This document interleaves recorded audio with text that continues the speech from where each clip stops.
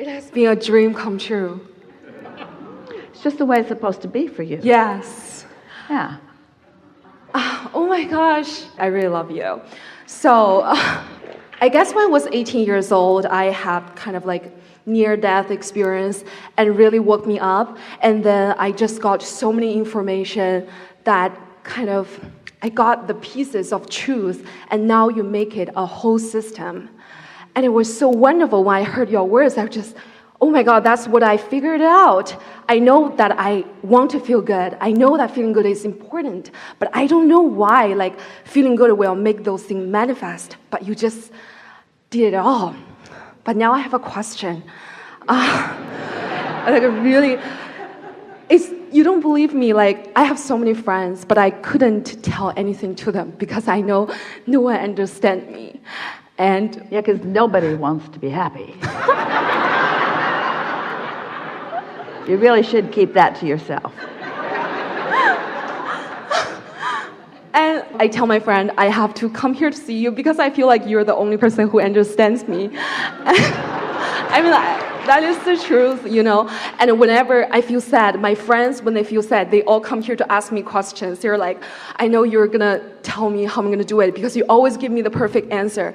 But whenever I feel something that I don't know the answer, I will always go to find your DVD, books, things like that. I always turn to you that I have no one to talk to. And it has always be my dream to sit in front of you. It has always been my dream.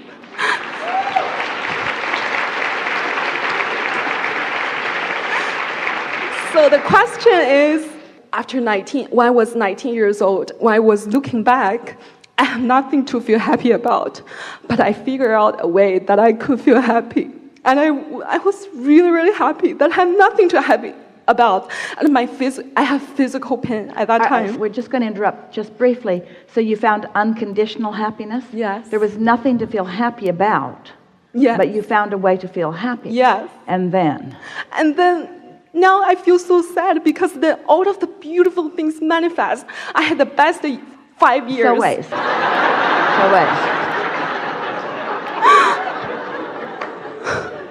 So you look back and you had nothing to feel happy about. Yeah. But you managed to feel happy. Yes. And then you had the best 5 years. All the things manifest. And now you feel so sad because? Yeah, because I lost it. It's because all of things manifest. And then suddenly I was from China to New York. I knew in China at that time, our government blocked something that so I couldn't really get like information from you. But I know you, and even at that time I knew you. And then something just brought me to New York. It's like magnificent. And I got everything I have ever wanted. And maybe, I don't know why, and little by little, I lost that unconditional love, and I tried so hard to find it back. Do you think it's because you found yourself in an environment where you began to get focused on so many conditions? Yeah, because they're so wonderful. That's the truth. It's like beautiful boys and amazing like places and so wonderful, and later I'm so fearful that I'm going to lose them. We started there today. Yeah. That when things that you really want, this is important. This is a big piece for everybody. That when you don't have it, you're yearning for it, so you're blocking it. Yeah. And then somehow you manage to soothe yourself enough that through the crack of least resistance, and it's often for most of you a crack, you allow it to flow, and then you began using your rational mind to reason from a position usually of undeservability that it's not going to last. It's because there was not yet a sustaining expectation of things to continue to work out well for you. You must have had enough belief for it to sort of kind of happen. Yeah. Enough belief for it to happen for a little while, but not enough belief to really sustain it.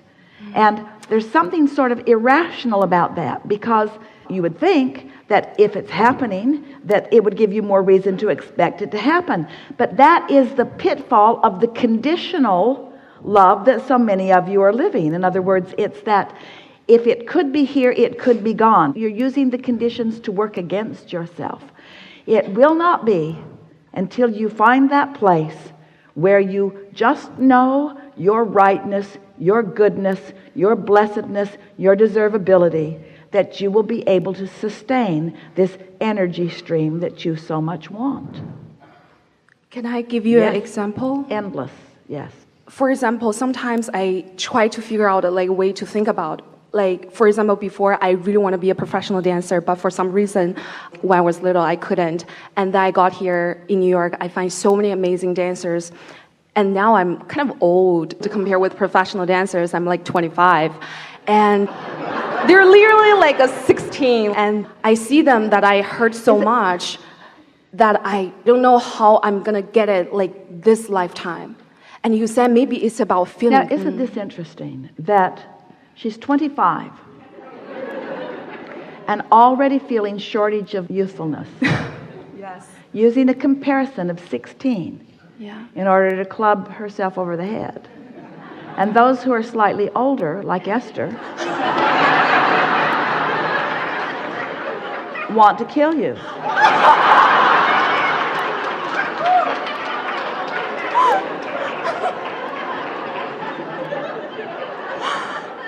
What we're getting at, we get what you mean, because you're talking about in the world of dance and the way it goes, that it's like the athletes who still are at the prime of their life, who they're calling them the old man because he's in his 30s or something.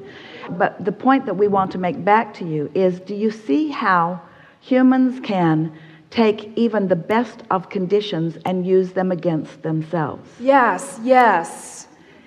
That's what's going on. By looking at something that to most feels so absurd and using it against yourself.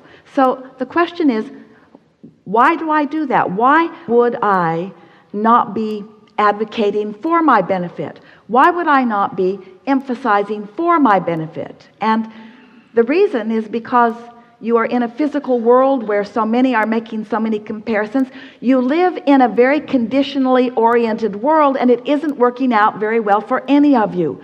And when you are masterful as you are, when you begin to catch the spirit of what your true potential is, you just can't do that in a conditional world. You have to break out of that. You have to massage your thoughts into a way that you feel the energy. In the same way that a sculptor learns to manage the clay, learns the material in which they are working, learns the best material to work with, and under the conditions that the best material is moldable and pliable, you are learning to do that with energy. That's what we've been talking about all day long here today. And the way you learn to mold the energy is by accepting the naturalness of your desires, and then find a way to make your desire feel possible, to make your desire feel good. You cannot offer a statement such as, I am too old at 25, I have to be 16. So to live my dream in the way that I want to now is not possible. Do you feel the resistance that you are adding to that equation? Yeah. And so you just got to stop doing that. You've got to warm that up. Yeah. And it feels like when you have big dreams, when you have specialized dreams, that then it requires more focus, or then it is more difficult, but it is not. It is as easy to create a castle as a button. Esther just proved that to herself. It's as easy to create a castle as a button.